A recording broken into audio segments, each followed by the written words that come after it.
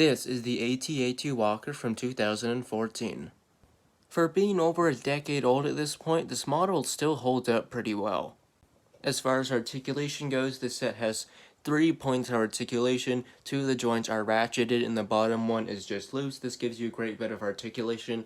The head, as you can expect, move back and forth, and probably the most important part, this thing can be grabbed very easily. If a kid had this, they can grab it and stomp it around really easily. There is an interior in the head.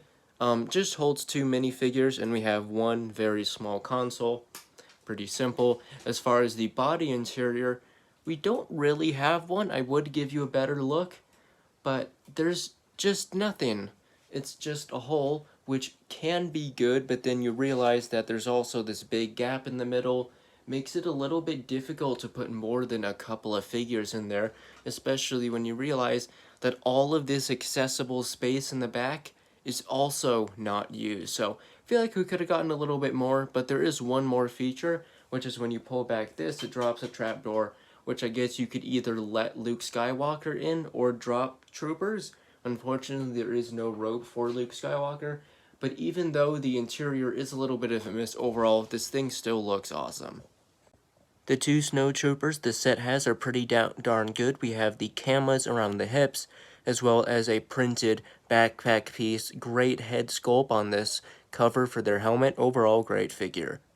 The Snowtrooper Commander is a great diverse figure. I wish we had more of these higher ranked standard trooper minifigures for the Imperial units.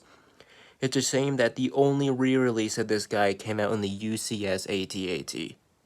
The Veers minifigure is pretty fine, appropriate for the time, decent detail, good figure. As far as detailing goes, the AT-AT driver is probably the star of the show, though it's a shame that it only has 1 of them, as standard AT-ATs usually had 2 drivers.